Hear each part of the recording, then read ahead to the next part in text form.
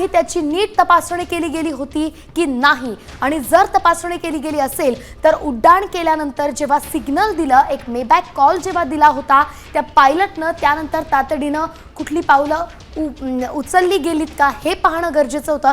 खरं तर तेवढा वेळही नव्हता पाहिलं गेलं तर.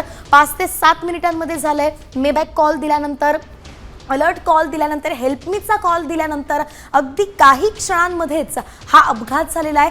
वैमानिकानं लँडिंग करण्याचा प्रयत्न केला होता, मात्र तशी परिस्थितीच नव्हती की लँडिंग होऊ शकलं असतं, आणि म्हणून अखेर अपघात झाला.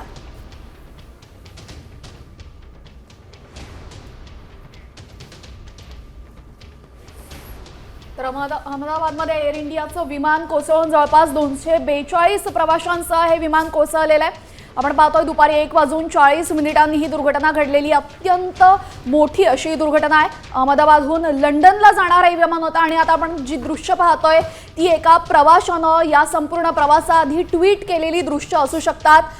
आपण पाहू शकतो विमानाच्या आतली दृश्य आहेत, आणि विमानाच्या आतल्या दृश्यांमध्ये प्रवाशाने या सोबतच काही गोष्टी सुद्धा सांगितल्या होत्या. म्हणजे यातले जे टीव्ही स्क्रीन होते ते बंद होते, एसी सुद्धा काही काळासाठी बंद होते, असं ट्विट यावेळेस या प्रवाशाने केलेलं होतं. त्यामुळे हे विमान खरंच तांत्रिकदृष्ट्या झेपावण्यासाठी गरजेचं होतं का?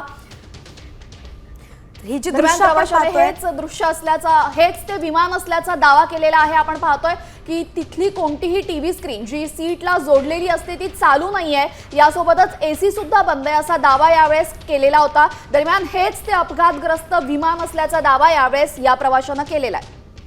हे दृश्य अतिशय बोलकी आपण पाहतोय की प्रवाशांनी आधी त्यांना कळलं होतं की इथली कुठली सिस्टीम चालत नाहीये, जे की उड्डाण करण्याआधी हे संपूर्ण गोष्टी तपासल्या जातात, चालू असतं. मात्र टीव्ही स्क्रीन चालत नव्हती, एसी चालत नव्हती, आणि या संदर्भातला व्हिडिओ प्रवाशांनी केला होता. त्यामुळे खरंच विमान त्याची तपासणी केली गेली होती का, आणि जर केली असेल तर मग हे एसी का बंद होते, टीव्ही का बंद होता, हा देखील एक प्रश्न उपस्थित केला जातोय. अनेक व्हिडिओ या संदर्भात आता समोर येत आहेत. काही वेळापूर्वी प्रवाशांचा व्हिडिओ आपण पाहिला जे अतिशय आनंदी होते उड्डाण करण्याआधी. त्यानंतर आपण हा एक दुसरा व्हिडिओ बघतोय जो विमानाच्या आतला आहे आणि त्यामध्ये दिसतंय.